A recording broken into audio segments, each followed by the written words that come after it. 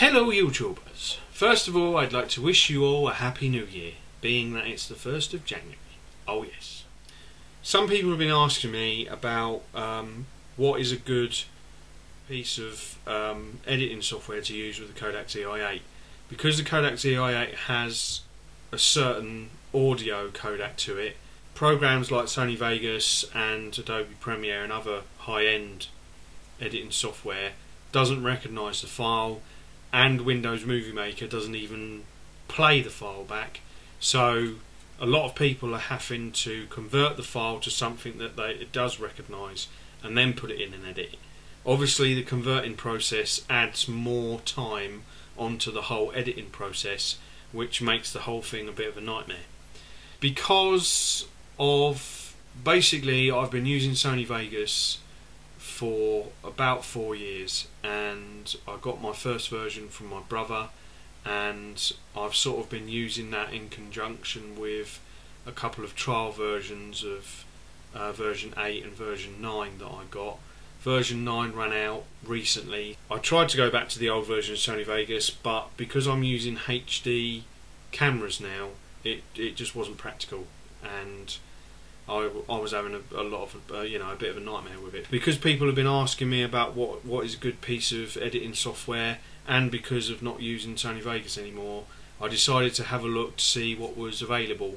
Movie Edit Pro was my first choice. Because I've got 14, I decided that I would have a look at Movie Edit Pro 15 to see if it could see if it was just as good as 14, and it is. I managed to download a trial version, put the Kodak sample straight into it.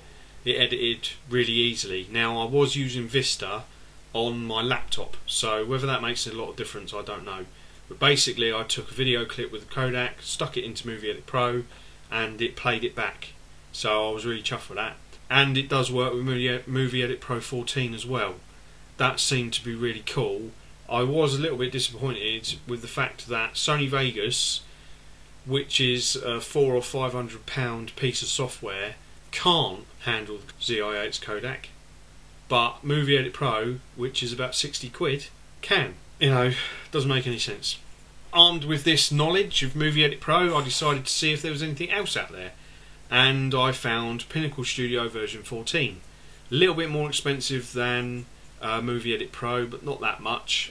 Still quite cheap, and I wasn't able to download a trial version because it was 2 gigs worth nearly, and I would have been sat behind my computer for like 4 hours, so I didn't bother with that. But I did look at the specifications, and it did list all of the input files, and it looked like it could handle the Kodak Zi8's file format. Now if there's anybody out there that actually uses Pinnacle Studio version 14 and has got a Kodak Zi8 and it doesn't work, then let me know, and I will put a little message on this video to let people know that it doesn't work. But as far as I know at the moment, it has the potential to work. And right, so the last one that I found was Corel Video Studio Pro X2. I was able to download a trial version of this, and I stuck the video into the trial version, and it played back with sound and video, and which I was quite chuffed with. So I didn't really try much editing with the Corel or Movie Edit Pro 15. I just wanted to see if it would play it back. Obviously, you know, the different rendering options and all that kind of stuff, I would have had to have spent a bit more time on it, but from what I saw of what the Corel could do, I thought that it was better than the software that comes with the camera. You've got Corel Video Studio Pro X2, Pinnacle Studio version 14, which does have 3 versions to it. I think there's a HD and Ultimate and another one which I can't remember. And then you've got Movie Edit Pro 15 and Pro 15 Plus. I think if you've got any kind of HD pocket camcorder and you don't want to spend hundreds of pounds on the higher end bit of software, then I would probably suggest you have a look at Movie Edit Pro.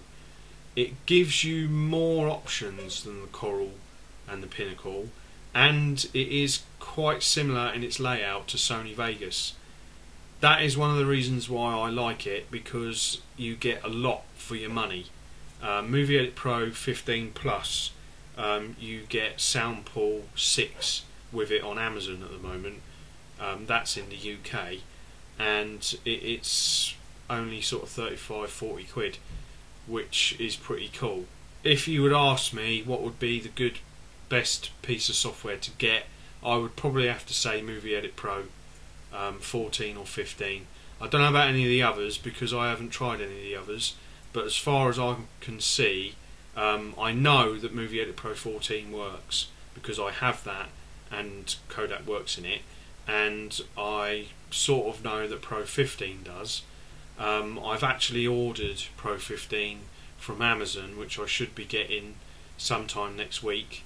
So obviously if there are any problems with it, then I will let you guys know, but I can't really see that there will be, because it works fine with version 14, so hopefully version 15 will work okay.